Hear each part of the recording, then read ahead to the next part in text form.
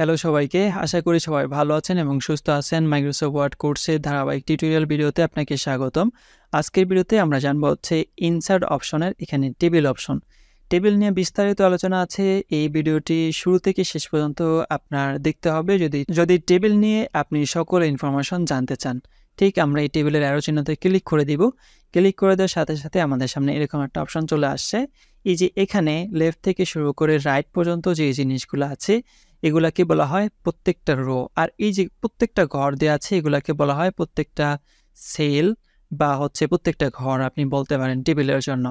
আর এই যে উপর নিচে যেগুলো দেওয়া আছে এগুলো আছে এক একটা কলাম। আপনি কতগুলো কলাম নিতে চান এবং কতগুলো রো নিতে চান আপনি কিন্তু এখানে দেখাই দিতে পারেন। দেখুন আমি এখান পর্যন্ত যখন টান দিব তখন আমি দেখতে পাবো 10টা পর্যন্ত কিন্তু এখানে রো আছে। হ্যাঁ, আর এখানে আপনি দেখতে পারবেন হচ্ছে 2টা কলাম, 3 কলাম, 4 কলাম, 5 কলাম। এই যে একটা কিন্তু টেবিল। তো আমরা অতটা নিব না, আমরা একটু ছোট্ট করে একটা টেবিল এখানে নেই।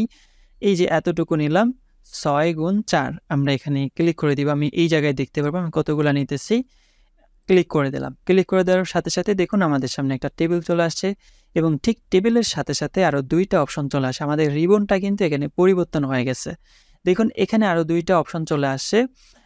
একটা হচ্ছে ডিজাইন ট্যাব আর একটা হচ্ছে লেআউট ট্যাব। আমরা যখন ডিজাইন ট্যাবে ক্লিক করব ঠিক আমাদের এই টেবিলটাকে আমরা ডিজাইন করতে পারবো এবং এখানে আমরা যখন লেআউটে ক্লিক করে দিব আমাদের এই টেবিলের জন্য যে লেআউট অপশনটা আছে সেটাকে আমরা এখান থেকে ব্যবহার করতে পারবো। আপনাদের দেখতে একটু অসুবিধা হইতে পারে বা দেখে একটু বুঝতে কমপ্লেক্স মনে হতে পারে। আমি যখন আলোচনা করব সবগুলা কিন্তু এখান থেকে আপনার পরিষ্কার হয়ে যাবে। শুরুতেই আমরা এখানে দেখতে পারবো টেবিল স্টাইল নামে একটা অপশন আছে। এই স্টাইল অপশনে আমি এই অ্যারো চিহ্নতে যখন ক্লিক করব, ক্লিক করার পরে দেখুন টেবিলের অনেক ধরনের স্টাইল এখানে দেয়া আছে। এই একটা টেবিল স্টাইল, এই একটা টেবিল স্টাইল, এই একটা টেবিল স্টাইল এবং এখানে আছে এই একটা টেবিল স্টাইল। আমরা চাইলে এখান থেকে টেবিল স্টাইলগুলো নিতে পারবো। আমি শুরুতেই এখানে যেই বেসিক জিনিসগুলো আছে ওই জিনিসগুলো একটু আলোচনার চেষ্টা করি এবং পরবর্তীতে একটা টেবিলের ফরম্যাট তৈরি করে আপনাদেরকে দেখাবো যে আসলে টেবিল কিভাবে তৈরি করতে হয় এবং টেবিলের ভিতরে কি কি কাজ করতে হয়। ঠিক আছে, এখানে আমরা স্টাইলের মাধ্যমে দেখুন অ্যারো চিহ্নতে ক্লিক করার পরে অনেকগুলো স্টাইল নিতে পারি যদি আমাদের এগুলো প্রয়োজন পড়ে। আমরা যদি এগুলো নিতে না চাই তাহলে আমরা আমাদের মতো করে কিন্তু ডিজাইনও করতে পারবো। এই যে শেডিং অপশন আছে, প্রত্যেকটা টেবিলের যে ঘরগুলো আছে ঘরগুলার আমরা ডিফারেন্ট কালার কিন্তু দিতে পারবো। আমরা যেটাতে দিতে চাই ওটাকে সিলেক্ট করব। সিলেক্ট করার পরে আমরা এখান থেকে এই শেডিং কালারটা দিতে পারবো। তারপর এখানে দেখুন বর্ডার স্টাইল আছে। এই স্টাইলগুলোকে আমরা পরিবর্তন করতে পারবো। প্রত্যেকটার জন্য কিন্তু এই বর্ডার স্টাইল দেওয়া আছে এবং এই বর্ডার যেইগুলো দেওয়া আছে এগুলার আসলে আপনি যখন মানে ড্র করতে যাবেন, যে এখানে ড্র করার অপশন আছে, বর্ডার প্রিন্টার আছে, এটাকে যখন আপনি সিলেক্ট করবেন তখন এই জিনিসগুলো করতে পারবেন। আমি যদি এখান থেকে একটা কালার সিলেক্ট করে দিই, গ্রিন কালার, তারপরে এখান থেকে আমি যদি এটা সিলেক্ট করে দিই এবং এখানে আমার কিন্তু বর্ডার প্রিন্টার সিলেক্ট করা আছে। আমি এখন যদি এখানে এসে ক্লিক করতে থাকি তখন দেখুন এই বর্ডারে যেই ইয়াগুলো আছে সেগুলো আমি এখান থেকে পরিবর্তন করতে পারতেছি। এই যে এখানে ক্লিক করে দিলাম তখন এটা পরিবর্তন হলো, এটা পরিবর্তন হলো। এই জিনিসগুলা মিলায়া একটা জিনিস, ঠিক আছে? এখানে আপনি চাইলে এই বর্ডারের কালারগুলো পরিবর্তন করতে পারেন। এটাকে আপনি চাইলে এই যে নর্মাল রেখে তারপর হচ্ছে এখানে পেন কালারটা আপনি এখানে ইয়েলো দিয়ে আপনি চাইলে চিকন করে কিন্তু এই জিনিসগুলোকে কালার করতে পারবেন। আপনি ধরে কালার করতে পারেন অথবা এখানে রেডি করা কালার করা আছে সেগুলো আপনি নিতে পারেন। এখানে আপনার যখন বর্ডার স্টাইল বা পেন কালার অনুযায়ী কিন্তু এখানে আসবে। আমি যদি অটোমেটিক ক্লিক করি অটোমেটিক আকারে এখানে হচ্ছে জিনিসগুলো দেয়া আছে। আমি যদি পুরো এটাকে বন্ধ করে দিয়ে পুরো টেবিলটাকে সিলেক্ট করি এবং অ্যারো চিহ্নতে চলে যাই তখন আমরা এখানে ডিজাইনগুলো দেখতে পারবো। দেখুন প্রত্যেকটা সুন্দর ডিজাইন দেওয়া আছে না? এই একটা ডিজাইন, এই একটা ডিজাইন, এই একটা ডিজাইন। সেম এই ডিজাইনগুলো কিন্তু আমরা নিজেরা এখান থেকে তৈরি করতে পারবো এবং এখানে আমাদের যে বর্ডারের ইয়াটা আছে মানে দাগটা কতটুকু মোটা হবে সেটা আমরা এখান থেকে দিতে পারি। তো এই হচ্ছে ডিজাইনের কাজ। কালার কম্বিনেশন জিনিসগুলা মানে ডিজাইন ট্যাবের কাজ হচ্ছে ডিজাইন করা। মূলত আমরা এখান থেকে ডিজাইন করতে পারি। আমি এই অ্যারো চিহ্নতে ক্লিক করে এটাকে হচ্ছে নান করে দেই যাতে করে আমাদের বেসিকটা থাকে এবং বুঝতে সুবিধা হয়। এবার আমি লেআউটে চলে যাব। লেআউটে আসার পরে এখানে আমরা যে জিনিসটা দেখতে পারবো শুরুতেই এখানে আছে সিলেক্ট তো আমরা সিলেক্ট সেল, তারপর যে সিলেক্ট কলাম, প্রত্যেকটা এগুলো হচ্ছে এক একটা সেল। আমি যদি সিলেক্ট সেল দিই তাহলে সিলেক্ট সেল হবে, কলাম হলে কলাম, তারপর হচ্ছে রো হলে রো, আর টেবিল যদি দিই তাহলে পুরো টেবিলটা সিলেক্ট হয়েছে, ঠিক আছে।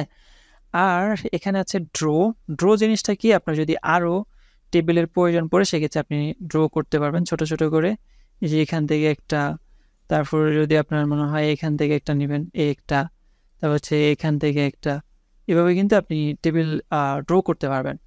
আমি এখানে ক্লিক করে দিলে আবার হচ্ছে পেন আইকনটা এখান থেকে চলে যাবে, আমরা কিন্তু একটা টেবিল ড্র করলাম। যদি আমাদের এখান থেকে বাইরে ক্লিক করার পরে আমাদের টেবিলের অপশনটা চলে যায়, তাহলে আমরা কি কাজ করব, আমরা টেবিলের উপরে ক্লিক করব, ক্লিক করার পরে দেখুন দুইটা অপশন চলে আসছে, একটা হচ্ছে ডিজাইন আর একটা হচ্ছে লেআউট। আমরা লেআউটের কাজ করতেছিলাম, তারপর হচ্ছে ইরেজ একটা অপশন আছে। এই ইরেজ অপশনে যখন আমরা ক্লিক করব তখন আমরা এখান থেকে ধরুন এই দুইটা যেই সেল আছে, দুইটা সেল মিলে আমি চাচ্ছি একটা করতে, তখন আমি কিন্তু একটা করে ফেলতে পারলাম। এটাকে ক্লিক করে দিলে কিন্তু তিনটা মিলে একটা হয়েছে। অনেক সময় কিন্তু আমাদের প্রয়োজন পড়ে, এখানে একটা আমরা নাম্বার লিখলাম, আমি চাচ্ছি এই নাম্বারটা শুধু একটা করেই থাকবে, অথবা দুইটা ঘর মিলে একটা করে থাকবে, আমরা কিন্তু এখান থেকে করতে পারবো। তারপর হচ্ছে ডিলিট একটা অপশন আছে, এই ডিলিট অপশনে যখন এই অ্যারো চিহ্নটা আমি ক্লিক করব তখন হচ্ছে ডিলিট সেল, আমরা প্রত্যেকটার এই সেলটা যদি ডিলিট করতে চাই এই সেলটা সিলেক্ট করে আমি এখানে ডিলিট সেলে ক্লিক করে দিলে একটা সেল ডিলিট হয়ে যাবে, একটা কলাম ডিলিট করতে পারবো, একটা রো ডিলিট করতে পারবো, এবং পুরো টেবিলটাকে কিন্তু আমি ডিলিট করে দিতে পারবো ঠিক এসে থেকে। অথবা আমি টেবিলটাকে সিলেক্ট করে কিবোর্ড থেকে ডিলিট বাটনে ক্লিক করে দিলে কিন্তু এটা ডিলিট হয়ে যাবে। তারপরে এখানে দেখুন ইনসার্ট অ্যাবভ নামে একটা অপশন আছে, আমরা এখানে একটা সেল সিলেক্ট করে রাখছি, আমি যদি ইনসার্ট অ্যাবভে ক্লিক করি তখন উপরে আমাদের একটা অ্যাবভ মানে হচ্ছে উপরে আমাদের একটা ইয়া কিন্তু চলে আসছে, ঠিক আছে। এরপরে আমি যদি ঠিক এটা নিচে আরেকটা দিতে চাই, এই যে ইনসার্ট ভ্যালু মানে নিচে একটা যদি আপনার হচ্ছে রো এখানে দিতে চাই তাহলে কিন্তু রো আমরা এখানে নিতে পারবো। তারপর হচ্ছে ইনসার্ট লেফট, এই জিনিসটা হচ্ছে কলামের জন্য, এখানে দেওয়া আছে রো অ্যান্ড কলাম ইনসার্ট করার জন্য। এই যে আমি এটাকে সিলেক্ট করলাম, সিলেক্ট করার পরে আমি যদি লেফটে নিতে চাই তাহলে এখানে লেফটে চলে আসে। দেখুন আমি এখানে একটা নাম্বার লিখি তাহলে আপনাদের বুঝতে সুবিধা হবে, এবং এখানে আমি এটা সিলেক্ট করার পরে আমি যদি ইনসার্ট লেফটে দিই তখন দেখুন এই যে আরেকটা কিন্তু চলে আসছে। তারপর আমি যদি এখানে রাইটে দিই এটা রাইটে হবে, এখানে একটা নাম্বার আমি লিখি, কোনো একটা নাম্বার লিখলাম, এটার এই যে রাইটে দুইটার মাঝখানে হবে, তাহলে আমি সিলেক্ট করে দিলাম, তখন দেখুন দুইটার মাঝখানে কিন্তু আমাদের একটা কলাম চলে আসছে। অনেক সময় আমরা একটা কলাম ভুলে হয়তো কম নিয়ে ফেলছি, এখন আমাদের প্রয়োজন পড়ছে নেয়ার জন্য, এখন কি আপনি পুরো টেবিলটাকে ডিলিট করে দিবেন? অবশ্যই প্রশ্নই ওঠে না, আমাদের কিন্তু ওয়ে আছে নেয়ার জন্য, এখান থেকে আমরা নিতে পারবো। ওয়েটা আমাদের জানতে হবে শুধু, আসলে কোন জায়গা থেকে আমরা নিতে পারি সেই জিনিসটা। তার পরবর্তী আছে ম্যানেজের ভিতরে, এখানে আছে মার্জ সেল নামে অপশন আছে, এই 2-3টা সেল মিলে যদি আমি মার্জ করতে চাই এই মার্জ সেলে ক্লিক করে দিব, তখন দেখুন জিনিসটা মার্জ হয়ে গেল। এই জিনিসটা আমরা ইরেজের মাধ্যমে করতে পারি, অথবা সহজে আমরা মার্জ সেলের মাধ্যমে করতে পারি। তারপর হচ্ছে স্পিড সেল অপশন আছে, স্পিড সেল অপশন কি, এই সবগুলোকে সিলেক্ট করে আমি যদি এখানে স্পিড সেলে ক্লিক করি এবং এইটার ভিতরে কিন্তু ভাগ হবে, হ্যাঁ, এখানে নাম্বার অফ কলাম ধরুন 3টা, তারপর হচ্ছে নাম্বার অফ রো কয়টা, 4টা আছে, 4টা কি নিব না একটু কমায় নেই, 2টা নেই, ওকেতে ক্লিক করে দিব, তখন দেখুন এখানে আমি যতগুলো সিলেক্ট করছি ততগুলোর ভিতরে কিন্তু আবার ডিফারেন্ট রো তৈরি হয়েছে, ঠিক আছে। এভাবে কিন্তু আমরা এখান থেকে আবার নাম্বার এখানে ইনপুট করতে পারবো, ঠিক আছে। এই জিনিসটা কিন্তু অনেক সময় আমাদের কাজে লাগে এই নাম্বারিং করার ক্ষেত্রে। এখানে এই যে 3-4টা বা এই কয়টা মিলে আমি চাচ্ছি এখানে আরও অনেকগুলো ঘর হবে নাম্বার লেখার জন্য, সেক্ষেত্রে আমি চলে যাব স্পিড সেল অপশনে এবং কতগুলো নিতে চাই, 4টা, তাহলে আমি ওকে দিয়ে ক্লিক করে দিই, তখন দেখুন 1টা 2টা 3টা 4টা, ও সরি এটা হিসাব হচ্ছে 1টা 2টা 3টা 4টা, আবার নিচের দিকে 1টা 2টা 3টা 4টা হয়ে গেল কিন্তু, ঠিক আছে। এবার আসেন স্পিড টেবিল জিনিসটা কি, আমি যদি এখান থেকে ভাগ করতে চাই, এখান থেকে আমি যদি চাই এই উপরে একটা অংশ থাকবে নিচে একটা অপশন থাকবে, তাহলে স্পিড টেবিলে আমি ক্লিক করে দিব, যে দেখুন ভাগ করার জন্য ক্লিক করে দিলাম, তখন দেখুন উপরের এই 2 মিলে কিন্তু 2টা রো মিলে কিন্তু একটা টেবিল হয়ে গেছে, আবার বাকিগুলোই কিন্তু আরেকটা টেবিল। আবার যদি এখান থেকে ভাগ করার প্রয়োজন পড়ে এতটুকু আমি স্পিড টেবিলে ক্লিক করে দিই, তখন দেখুন টেবিলগুলো কিন্তু ভাগ হয়ে গেল, ঠিক আছে। এবার আছেন আরও অনেকগুলো ইনফরমেশন এখানে আছে, যেগুলো আমাদের খুবই গুরুত্বপূর্ণ সেই জিনিসগুলো আমরা এখান থেকে দেখে নিব। হাইট এবং ওয়েট, প্রত্যেকটার হাইট ওয়েট আমরা এখান থেকে সিলেক্ট করতে পারবো। এই যে দেখুন হাইট এবং ওয়েটটা এখানে দেওয়া আছে এবং পাশের দিকে কতটুকু বড় এবং কতটুকু ছোট হবে সেটা আমরা এখান থেকে হাইট ওয়েটের মাধ্যমে দিতে পারবো। তারপরে এখানে আছে অ্যালাইনমেন্টের একটা জিনিস। অ্যালাইনমেন্ট জিনিসটা কি, আমাদের এই যে একটা টেক্সট আছে 45 একটা নাম্বার আছে, ঠিক আছে, এটাকে আমি কোথায় অ্যালাইন করতে চাই? দেখুন অ্যালাইন করার জন্য অ্যালাইন টপ লেফট, এখন কিন্তু অ্যালাইন টপ লেফটে আছে।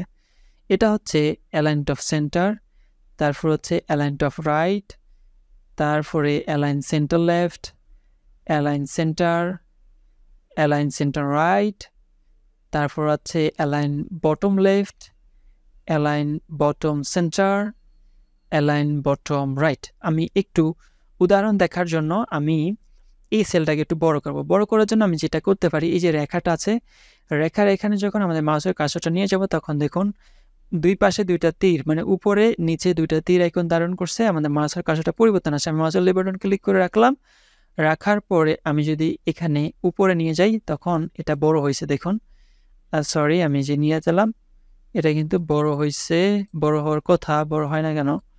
নিচে নামাইলে বড় হচ্ছে, উপরে নিলে বড় হয় না কেন? মেবি কোনো একটা প্রবলেম আছে, সেক্ষেত্রে এটা বড় হচ্ছে না। আমি যদি এটাকে রাইটে বড় করতে চাই তাহলে রাইটে বড় করতে পারবো, লেফটে বড় করতে পারবো, উপরে কেন বড় হয় না? সো আমরা এটাকে নিচের দিকেও বড় করতে পারি, ঠিক আছে, নিচে, রাইটে এবং লেফটে। উপরে কেন হয় না জানি না, হওয়ার কথা, যে কোনো একটা প্রবলেম হয়তো আছে। এবার আমি এটাকে সিলেক্ট করলাম, সিলেক্ট করার পরে আমি চলে যাই এখানে, তখন দেখুন টেক্সটের পরিবর্তন আসছে, এখন কিন্তু অ্যালাইন টপ সেন্টারে চলে গেল। এবার আমি এখান থেকে অ্যালাইন টপ রাইটে ক্লিক করে দিই, রাইটে চলে যাবে, অ্যালাইন সেন্টারে ক্লিক করে দিলে সেন্টারে চলে আসে, ঠিক আছে। প্রত্যেকটা লেখাকে কিন্তু আমরা এখান থেকে অ্যালাইনমেন্ট করতে পারবো। এবং এখানে আছে ডিরেকশন। এই ডিরেকশনটা আসলে কীরকম হবে, উপর থেকে নিচে, নিচ থেকে উপরে, পাশ থেকে, তারপর হচ্ছে উল্টা পাশ থেকে আমরা এই ডিরেকশনটা সেট করতে পারবো। তারপর হচ্ছে সেল মার্জ। এই সেল মার্জ জিনিসটা হচ্ছে এখানে চলে যাব, সেল মার্জে ক্লিক করে দিব, এই জিনিসটাকে আমরা মার্জ করতে পারবো, ঠিক আছে। এবং শর্ট জিনিসটা হচ্ছে, এই শর্ট জিনিসটা হচ্ছে আমরা হোমের ঠিক এইখান থেকে আমরা জানছিলাম যে একটা টেবিলের ভিতরে যদি আপনার এখানে আমি টেবিল অপশনে ক্লিক করি, ক্লিক করার পরে লেআউট অপশনে চলে যাই, একটা টেবিলের ভিতরে যদি আপনার 500 বা 1000 স্টুডেন্টের নাম থাকে, সেখানে আপনি কি চাচ্ছেন যে যাদের নামের শুরুতে এ লেটারটা আছে তাদের নামটা প্রথমে থাকবে, যাদের নামের শুরুতে বি আছে তাদেরটা শুরুতে থাকবে, নাকি জেড থেকে সাজাতে চাচ্ছেন, নাকি এ থেকে সাজাতে চাচ্ছেন, সেই জিনিসটা কিন্তু এখানে আপনি করতে পারবেন। এবং এখানে একটা ফর্মুলা জিনিস দেয়া আছে, এই ফর্মুলার মাধ্যমে হচ্ছে আমরা এখানে হিসাব কিতাব করতে পারবো। আসলে এমএস ওয়ার্ডের ভিতরে ওইরকম হিসাব কিতাব করা যায় না। আমরা এই ফর্মুলার জিনিসটা হচ্ছে এমএস এক্সেলের ভিতরে খুব সুন্দর করে জানার চেষ্টা করব। তো এই হচ্ছে মোটামুটি আমাদের টেবিল তৈরি করা। টেবিল তৈরি করার পরে হচ্ছে এখানের যেই দুইটা ট্যাব আসে আমাদের, একটা হচ্ছে ডিজাইন ট্যাব আর একটা হচ্ছে লেআউট ট্যাব। এবং এই দুইটা ট্যাবের ভিতরে যতগুলা কাজ আছে আমরা শুরু থেকে শেষ পর্যন্ত দেখার চেষ্টা করছি। এবং পরবর্তী ভিডিওতে আমরা একটা টেবিল তৈরি করব, ঠিক আছে, একটা টেবিলের ফরম্যাট তৈরি করব। টেবিলের ফরম্যাট তৈরি করার পরে সেই টেবিলটাকে আমরা সাজাবো, তাহলে আপনি বুঝতে পারবেন যে আসলে একটা টেবিলের কি কি জিনিস থাকতে পারে। আপনি এখানে বেসিক জিনিসগুলো জানলেন। তো আমি যদি আজকে একটা টেবিল তৈরি করতাম বা টেবিলের একটা ফরম্যাট তৈরি করতাম, তৈরি করার সময় আমি হয়তো এখানে ডিজাইন ট্যাবে এসে শেডিং দিতাম, অথবা টেবিলের স্টাইলটা পরিবর্তন করতে পারতাম। তার হচ্ছে লেআউটে এসে আমি এখানে টেবিল ড্র করতাম। আপনি কিন্তু সেই জিনিসগুলো বুঝতেন না, যার কারণে আমি শুরুতেই বেসিক যে জিনিসগুলো আছে সেই জিনিসগুলো কভার করছি। এখন আমি যদি একটা টেবিল তৈরি করতে গিয়ে এখানে একটা রো ইনসার্ট করি, একটা কলাম ইনসার্ট করি, আপনি কিন্তু বুঝতে পারবেন জিনিসগুলো। অথবা এখানে সেল যদি স্প্লিট করি, যে আমরা এখানে 4টা সেল এখানে স্প্লিট করছিলাম, এই জিনিসগুলো এখন আপনি বুঝতে পারবেন। তো দেখা হচ্ছে পরবর্তী ভিডিওতে। ভালো থাকবেন, সুস্থ থাকবেন।